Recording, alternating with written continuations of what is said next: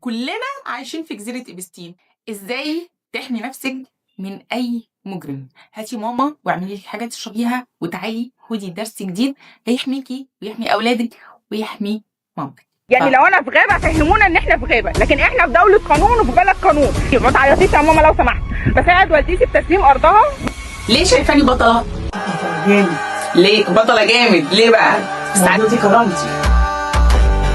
إن كلنا عايشين في جزيرة إبستين، ولو مش مقتنع بالكلام ده في الفيديو ده هفهمك إزاي كلنا عايشين في نفس الجزيرة. يا أهلا بالبسكوتة الحلوة، جاهزين بقى النهاردة نتعلم حاجة جديدة؟ أولا تعالوا أحكي لكم حكاية مختصرة قوي على اللي داير اليومين دول. الجزيرة بتاعت إبستين اللي كلنا بنسمع عنها، اللي بيقولوا إن هم بياخدوا أطفال هناك وبيعملوا فيهم حاجات مش كويسة أو حاجات مش لطيفة، بس الحقيقة بعد ما تابعت فهمت إن هم بيقوموا بأعمال تانية خالص، الغرض منها غرض تاني خالص، وهي الطقوس الشيطانية أو قرابين للشيطان اللي هم بيعبدوه. القرابين دي عبارة عن ناس أبرياء طبعا بيبتدوا يتلذذوا بتعذيبهم، بيتلذذوا في مش هقول الكلمة بس وهم بيعملوا الموضوع ده بيتلذذوا بيه، لأن طبعا على حسب ما فهمت إن الطاقة اللي بتخرج من الأبرياء دي وهم بيتعذبوا بتكون طاقة مغذية للشيطان اللي بيعبدوه. أنا ما بفهمش في علوم الطاقة، ما بفهمش في الحاجات دي، ومش بس أنا مجال دراستي مخليني لازم أنفتح على كل الحاجات دي، ويخليني كمان أفهم الناس بتفكر في الحاجات دي إزاي. بس لو جينا فكرنا مع بعض كده شوية هنلاقي إن ممكن ظلم البني آدمين يكون بيغذي قوى الشيطان أصلا. وأحب أقول لكم إن إحنا برضو عايشين في نفس الوضع، بس مش في الجزيرة نفسها، إحنا عايشين في الجزر بتاعتنا بيتم فيها برضو ظلم الأبرياء، بيتم فيها استغلال الأبرياء، بس كل مجتمع بيتم فيه تغذية الشيطان وتغذية الطاقة بتاعته بطريقة معينة. المهم إن بيكون في ظلم لبني آدمين أبرياء. في مجتمعاتنا مثلا أكل الميراث، أو ظلم البنات، أو راجل قوي مستقوي نفسه بيظلم مراته، أو حما متسلطة قررت تنتقم من اللي هي شافته في الدنيا عن طريق إن هي تظلم مرات ابنها. الناس دي كلها ممكن ما تبقاش مقتنعة إن هم بيعملوا حاجة وحشة، لأن هم نشأوا واتربوا في البيئة كده، فهم شايفين إن ده طبيعي. أنا ما أقدرش ألوم كل الناس دي، لأن في منهم كتير ضحايا لفكر سائد عندنا. في ناس منهم بيبقى الموضوع ده بمزاجهم وبيعملوه هم قاصدين، بس في ناس تانية بتبقى فاكرة إن هم علشان اتولدوا وعاشوا في بيئة ده فيها طبيعي جدا، فالأمور دي عادي إن هم يعملوها، وإن الأمور دي لما بيعملوها هم بيظبطوا ميزان الدنيا علشان ما يتعوجش، فبالتالي نيتهم ورغبتهم بتبقى بالنسبة لهم وراها دافع خير. انا الدافع اللي عندي ان الدنيا ما تبص، ان انا لو سبت ان الامور تفلت من ايدينا او ما مشيناش على العادات والتقاليد ده هيبوظ المجتمع اللي احنا فيه. وهنا احنا ما نقدرش نلومهم ابدا، بالعكس احنا هنا المفروض نحييهم على احساس الخير اللي جواهم، بس برضو نبتدي نعالج الافكار اللي عندهم ونفهمهم ان هم كده بيظلموا نفسهم قبل ما بيظلموا الطرف التاني.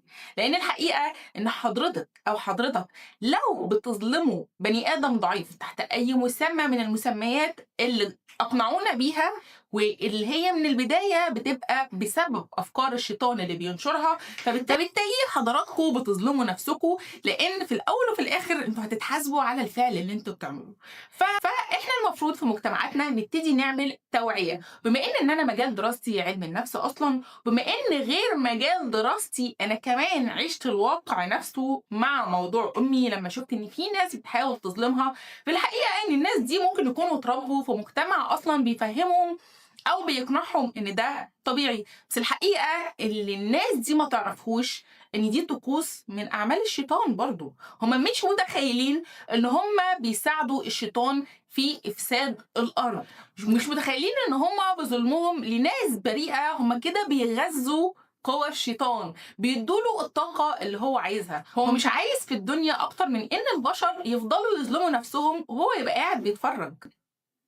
فاكرين بقى الفيديو اللي فات اللي قلت لكم ان انا على اقتناع تام ان مفيش بني ادم ربنا خلقه وحش، بس طبعا احنا شايفين بني ادمين كتير وحشين. الحقيقه ان البني ادمين او احنا كلنا بيتحط قدامنا تحديات، سواء من الشيطان او بتبقى اختبارات من ربنا، احنا بقى وارادتنا او احنا واختيارنا. لو احنا اخترنا ان احنا نكون في صف الخير او نقدر نسيطر على نفسنا الاماره بالسوء، هنا بنعدي الاختبار، وربنا بيستخدمنا في اصلاح الارض وارشاد الناس اللي ورانا، زي ما انا بحاول اعمل كده.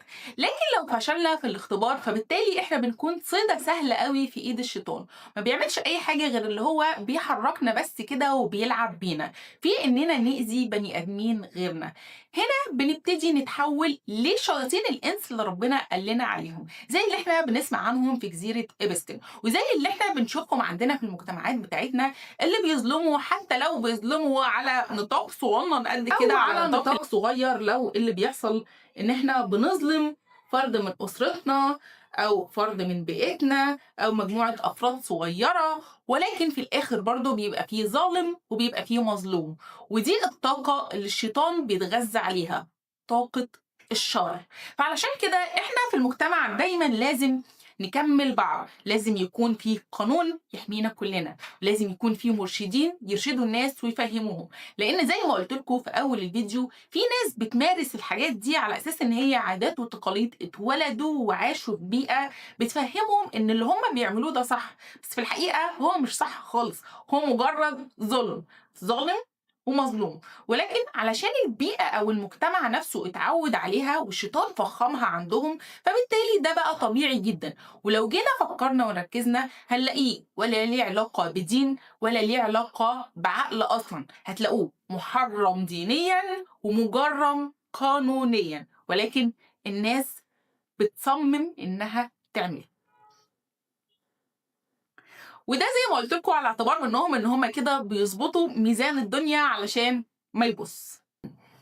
الحقيقه ان في المجتمعات دي بيكون في ظالم وبيكون في مظلوم، بس بيكون في طرف ثالث كده بيقف يتفرج، بحكم ان الظالم والمظلوم ممكن يكون من قرايبه، فولا عايز يخسر ده ولا عايز يخسر ده، فبيختار ان هو يعمل ايه؟ بيختار ان هو يكون طرف محايد، ولا بينصر المظلوم ولا بيقنع الظالم ان هو ظالم، بيضطر يسكت. هنا ده مش سلبي، لا خالص، ده ساعد الظالم وساعد قوى الشر انها تستمر في اللي هي فيه. لان في الحلقات الجايه هقول لكم احنا ازاي بنربي مجرم، كيف نصنع مجرم، وهل هو عارف ان هو بيبقى مجرم؟ هنشوف في الحلقات الجايه. وفي منهم بعض الاحيان انا شفتهم شخصيا بيقرروا ان هم يهاجموا المظلوم، ان هو ازاي بيبتدي يدافع عن حقه او بيبتدي يطلب حقه. انت المفروض تسكت، لان السائد عندنا ان المظلوم هو اللي بيسكت والظالم هو اللي بيتكلم، وبنشجعه كمان. فهنا الشخص ده للاسف ظلم نفسه، لان هو هيتحاسب على موقفه. كل دي اختبارات احنا بنتحط فيها في الدنيا، ما احنا جايين هنا نمتحن، مش جايين نعديها كده. فكل موقف بيتحط قدامك وكل كلمة حق بتقرر تبلعها وتسكت وما تتكلمش فيها، او تقول كلمة الحق حتى وتقوم وتسيب المكان، فده كان اختبار انت سقطت فيه، او انتي سقطتي في السؤال ده.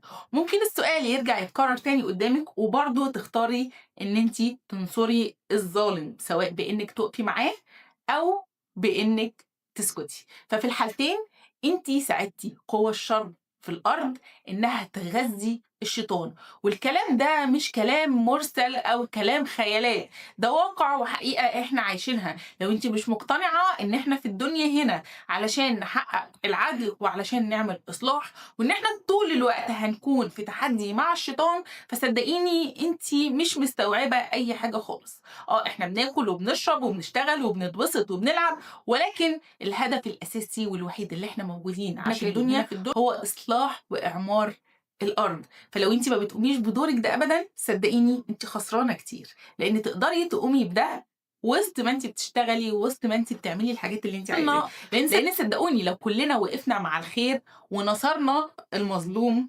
ووقفنا الظالم عند حده، وقتها الشيطان هيفقد سيطرته على البني ادمين او على البشر. وقتها قوى الخير هي اللي هتكون اقوى، مش هنلاقي ناس مظلومين. وانا عايزاكم برضو تكتبوا لي في الكومنتات ايه انواع الظلم اللي احنا بنشوفها هنا في المجتمعات بتاعتنا، لان طبعا انا ممكن اكون درست مع ناس معينه او درست ناس معينه او اتعاملت في بيئات معينه، بس برضو مش مطلع عن كل انواع الظلم اللي موجوده. فالكلام ده لاي حد اتحط قدامه موقف كان هو اللي مقصود بيه، والسؤال ده كان سؤال مباشر ليه وسقط فيه، حاول تراجع نفسك وتصلحه فورا. فلو مقتنعين ان انتوا لو اتحطيتوا في موقف المفروض تكونوا فيه يا اما مع الخير يا اما مع الشر، وقررتوا ان انتوا تسكتوا بدافع يعني ما بتسخنوش الدنيا، او الظالم تبعكم قريبكم فقررتوا تيجوا على المظلوم وتقنعوه ان هو كده مش شبهكم وكده بيخرج عن النظام اللي انتوا اتولدتوا وعشتوا واقتنعتوا ان هو صح، فحب اقول لكم ان انتوا كده سقطتوا في الاختبار. هتقولوا لي اختبار ايه؟ ما تكبريش الدنيا. هقول لكم كل موقف بيحصل قدامكم المفروض ليكوا دور، لان ربنا اختاركم في الوقت ده تكونوا في الموقف، واختاركم تحضروه وتشوفوه بعينيكوا، واخترتوا ان انتوا تسكتوا. ربنا اختاركم انتوا علشان تكونوا موجودين في الموقف، وانتوا اخترتوا ان انتوا تسكتوا. فهنا انتوا بتشجعوا الظالم ان هو يفضل مستمر ويأذي المظلوم. فهنا ما بنبقاش طرف محايد، بنبقى طرف قرر ان هو يسكت، والسكوت بيساعد الظالم ان هو يستمر وبيساعد ان الامور تزيد. زي احنا عايشين في حاجة شبه جزيرة إبستين، بس احنا الطقوس اللي بتتعمل عندنا مختلفة شوية.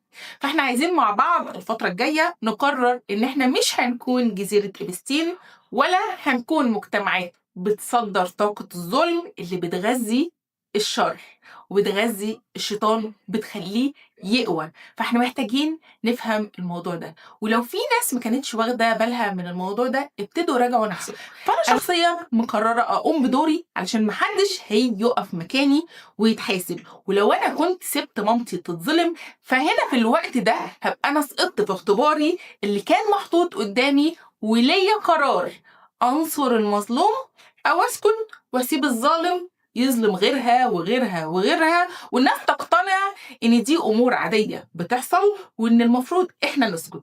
لا، الغلط غلط، والحرام حرام، والظلم ظلم، والجريمه جريمه. مفيش اي حاجه خالص هتغير معناها ولا مسماها. هروح دلوقتي بقى البس الفستان اللي المفروض هصوره علشان ده وقت شغلي، وارجع لكم اقول لكم احنا المفروض نعمل ايه.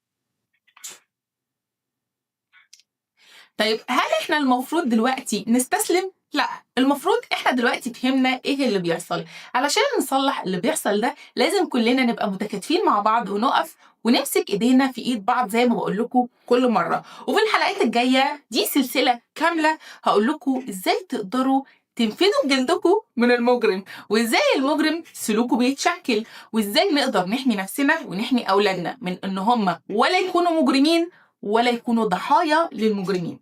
يلا نروح نلبس الفستان واوريه لكم قبل ما اقفل الفيديو علشان اروح اصور لشغلي. بحبكم جدا. وطبعا ده بالنسبة لي وقت الشغل. خلاص قمت برسالتي النهاردة اتجاه المجتمع، لازم اقوم برسالتي اتجاه نفسي، اقوم بقى اشوف شغلي. ولو حسيتوا ان الفيديو ممكن يفيد غيرنا ويشارك في بناء مجتمع افضل لينا ولأولادنا، ما تنسوش تعملوا له شير، وكمان اكتبوا لي رأيكم وتعليقاتكم تحت الفيديو. والبنات اللي اول مرة تشوفني، انا اسماء حسين، بحبك جدا، وان شاء الله مع بعض نبني مجتمع افضل لينا كلنا. تنسوش تعملوا فولو عشان يوصلكوا كل جديد.